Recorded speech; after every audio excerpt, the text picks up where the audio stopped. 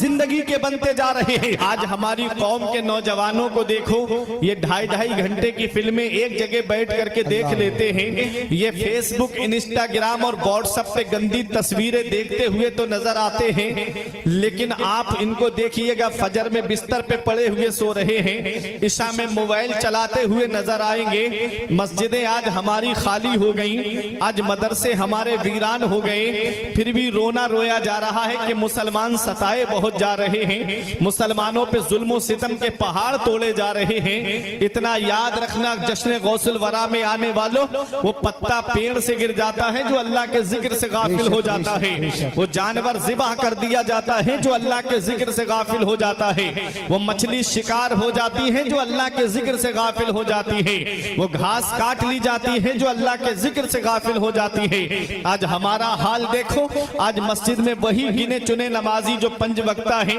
उसके अलावा जुमे में तो आप देखेंगे कैसी भगदड़ होती है। जुमे के दिन आप देखेंगे कि कैसी मारा मारी पीछे से आवाजें आती हैं। ये हालात आज हमारी कौम के नौजवानों के होते जा रहे हैं। इतना याद रखना, हम इस दुनिया में हमेशा रहने नहीं आए हैं, बल्कि चंद दिन के लिए हम इस दुनिया में आए हैं।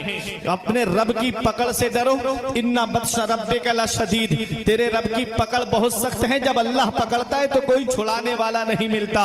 आला हजरत अजीमुल बरकत फरमाते हैं, छुप के लोगों से किए जिसके गुनाह, वो खबरदार है क्या होना है। फरमाते हाय बिगड़ी तो कहां आकर नाओ, ऐन मझधार है क्या होना है। दूर जाना है रहा दिन थोड़ा, मत पे क्या मार है क्या होना है। कल तो दीदार का दिन है और यहाँ आंख बेकार है क्या होना है। ऐ मेरे प्यारे मुसलमानों, आज ये दौर बड़ा मसरूफियत का दौर है। आज किसी इंसान को किसी के लिए टाइम नहीं है इल्ला माशा अल्लाह। जब इतनी मसरूफियत का ये दौर है तो रात के 11 बजने के करीब है, आप यहाँ बैठ करके गौसे आजम का जिक्र सुन रहे हो।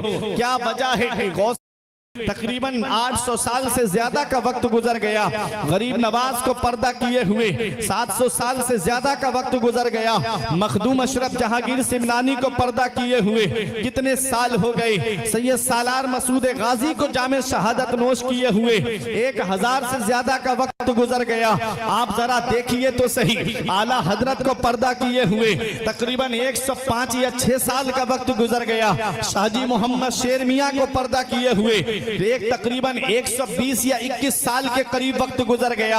आप जरा देखो तो सही, आज अजीज मर जाए तो अजीज भुला देता है, दुनिया पे दोस्त मर जाए तो दोस्त भुला देता है, पड़ोसी मर जाए तो पड़ोसी भुला देता है, रिश्तेदार मर जाए तो रिश्तेदार भुला देता है। लेकिन क्या वजह है कि 800 साल हो गए, आज तक हम गौसे आजम को क्यों नहीं भूले, आज गरीब नवाज को आज तक हम क्यों नहीं भूले, आला हजरत को आज तक हम क्यों नहीं भूले, सरकार मुफ्ती आजम को हम आज तक क्यों नहीं भूले, ताजुल शरिया को हम आज तक क्यों नहीं भूले, शाहमदार को आज तक हम क्यों नहीं भूले, मखदूम अशरफ जहांगीर सिमनानी को हम आज तक क्यों नहीं भूले। क्या इनके बीबी बच्चे नहीं थे? क्या इनके रिश्तेदार नहीं थे? क्या इनके घर वाले नहीं थे? आज हमारी जिंदगी का हाल ऐसा होता जा रहा है। आज अगर हम मस्जिद में भी आए तो जब नियत बांधेंगे तो ख्याल आता है कि मेरे बच्चे जाड़ों में पहनेंगे क्या और गर्मी में खाएंगे क्या। अल्लाह अकबर, गौसे आजम की क्या औलाद रही थी? क्या गरीब नवाज की औलाद रही थी? गौसे आजम की 49 औलाद थी और 4 बीवियां थी गौसे आजम की। फिर गौसे आजम रजी अल्लाह ताला अन्हु की इबादत का जरा आलम देखिए। 40 साल तक ईशा के वुजू से फजर की नमाज आपने अदा फरमाई है। 40 साल इस हाल में गुजारे मेरे गौसे आजम ने कि ईशा में वुजू फरमाते, पूरी रात उसी वुजू से अल्लाह की इबादत करते और फजर की नमाज भी उसी वुजू से आप अदा फरमाते थे। उन्हीं 40 साल में 15 साल ऐसे गुजारे गौसे आजम ने कि आप एक पैर जमीन पे रखते और एक पैर खड़ा करते और आप किसी लकड़ी का सहारा लेकर के पूरी रात कुरान की तिलावत करते। पूरी रात में एक कुरान शरीफ मुकम्मल तिलावत फरमा लिया करते थे। ये गौसे आजम है जिनके पास नमाजों का सवाब भी है, जिनके पास रोजों का सवाब भी है, जिनके पास हज व ज़कात का सवाब भी है, जिनके पास सदका व खैरात का सवाब भी है, जिनके पास में नवाफिल का भी सवाब है, जिनके पास सदकात का भी सवाब है। आज हमारे पास देखो, ना तो नमाजों का सवाब है, ना तो रोजों का सवाब है, ना कुरान की तिलावत का सवाब है। हम आज गौसे आजम के जिक्र की महफिल में आए हैं। तुम क्या समझते हो? एक बार गौसे आजम के जिक्र की महफिल में आकर के तुमने हाथ उठा के नारा लगा दिया तो तुम्हें जन्नत मिल जाएगी। जन्नत मिलना इतना आसान नहीं है जितना आज हमने सोच रखा है। नमाजें छोड़ के कहता है मैं हुसैनी हूँ, शराबे पी के कहता है मैं हुसैनी हूँ, जिना करके कहता है मैं हुसैनी हूँ, अय्याशी करके कहता है मैं हुसैनी हूँ, गरीबों का हक मार के कहता है मैं हुसैनी हूँ, नमाजें छोड़ के कहता है मैं हुसैनी हूँ। बता हुसैन ने कब फर्जे ऐन छोड़े हैं? मेरे अजीज मैं पहुंचा हूँ इस नतीजे पर, नमाज छोड़ दी समझो हुसैन छोड़े। तो जन्नत मिलना इतना आसान नहीं है जितना आज हमने सोच रखा है। अगर जन्नत मिलना इतना आसान होता तो जरा उनकी शान देखिए जिनको दुनिया में जन्नती होने की बशारत मिली, जिनको दुनिया में जन्नती होने की खुशखबरी मिली। कभी तारीख उठा करके तो देखो, हजरते उस्मान गनी जो दामादे रसूल हैं, सहाबा में वो मकाम किसी को हासिल नहीं हुआ जो हजरते उस्मान गनी को हासिल हुआ है कि नबी की 2 शहजादियां हजरते उस्मान गनी के निकाह में यके बाद दीगर आई हैं। उसके बाद भी हजरते उस्मान गनी के लिए मेरे आका फरमाते अल्लाह ताला मुझे 40 बेटियां देता और यके बाद दीगर उस्मान के निकाह में देनी पड़ती तो मैं उस्मान के निकाह में दे देता। वो हजरते उस्मान गनी जिनके बारे में मेरे आका हुजूर सल्लल्लाहु अलैहि वसल्लम ने दुनिया में ये खुशखबरी बशारत सुनाई कि उस्मान गनी जन्नती हैं, जो अशराए मुबशरा में से हैं। वो हजरते उस्मान गनी जब जब कब्रिस्तान के करीब से गुजरते खड़े होके इतना रोते कि आंखों से आंसू बरसने लगते, दाढ़ी भीग जाती, आंसू जमीन पे गिरने लगते। देखने वाले देख के कहते हुजूर आप तो बख्शे बख्शाए हो, आपको तो दुनिया में जन्नती होने की बशारत और खुशखबरी मिली, आप इतना क्यों रोते हो? तो उस्मान गनी एक जवाब देते हैं कि ये कब्र दुनिया की मंजिलों में सबसे आखिरी मंजिल है और आखिरत की मंजिलों में सबसे पहली मंजिल है। अगर कब्र के सवालों के जवाब में इंसान पास हो गया तो आगे आसानियां हैं, और कब्र के सवालों के जवाब में फंस गया तो आगे बड़ी मुश्किलें हैं। आला हजरत फरमाते उनको रहम आए तो आए वरना वो कड़ी मार है क्या होना है। छुप के लोगों से किए जिसके गुनाह वो खबरदार है क्या होना है। कल तो दीदार का दिन है और यहाँ आंख बेकार है क्या होना है।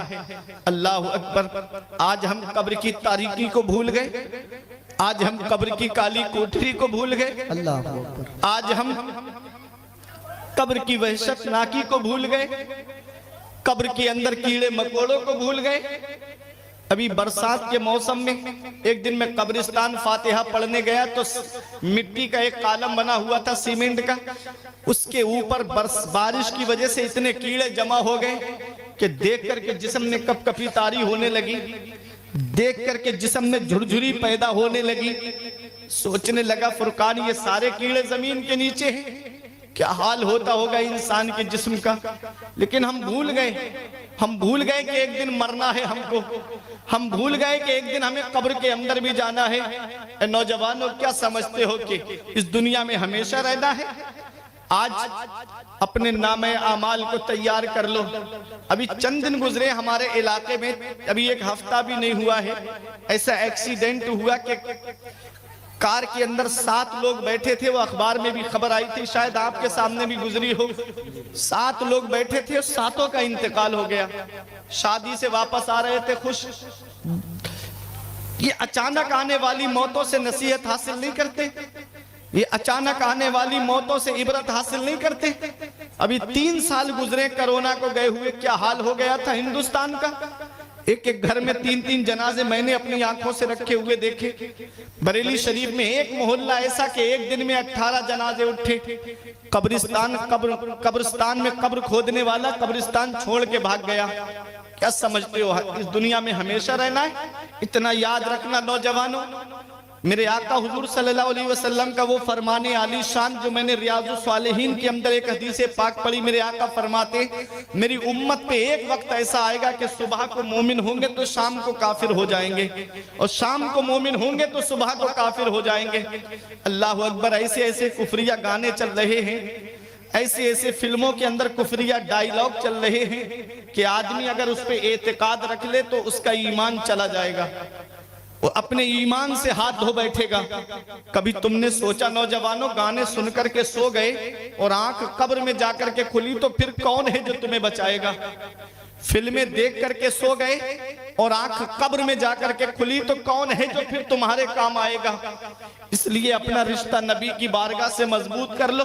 जहां बाप बेटे के काम नहीं आता है, जहां बेटा बाप के काम नहीं आता है, जहां रिश्तेदार रिश्तेदार के काम नहीं आते हैं, जहां पड़ोसी पड़ोसी के काम नहीं आता है, वहां मदीने वाले मुस्तफा अपने गुलामों के काम आते हैं। वहां मदीने वाले मुस्तफा अपने आशिकों के काम आते हैं। आला हजरत पुकार के कहते हैं, कब्र में लहराएंगे ता हश्र चश्मे नूर के, कब्र में लहराएंगे ता हश्र चश्मे नूर के, जलवा फरमा होगी जब तलअत रसूलुल्लाह। नारे तकबीर, नारे रिसालत, नारे हैदरी। माशाअल्लाह माशाअल्लाह। अच्छे काम करके दुनिया से जाओ। सिर्फ गौसे आजम का जिक्र सुनने से काम नहीं चलेगा। गौसे आजम की अदाओं को अपनाओ, गौसे आजम की सीरत को अपनाओ। वो गौसे आजम के तब तक कोई वली बनता ही नहीं है जब तक गौसे आजम के दस्तखत नहीं हो जाते हैं। विलायत का बजट गौसे आजम की बारगाह से पास होता है तब कोई वली बनता है। जरा उनकी शान तो देखिए। ये उलमाए किराम तशरीफ फरमा है, मुफ्तियाने किराम तशरीफ फरमा है। शेख सादी अलैहि रहमा गुलिस्ता के दूसरे बाप की दूसरी हिकायत में लिखते हैं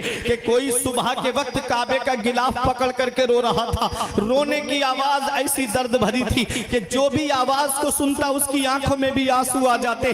रोने वाला रो के कह रहा था, मौला मेरे नेक अमाल अपनी बारगाह में कबूल फरमा, मौला मेरी नेकियां अपनी बारगाह में कबूल फरमा।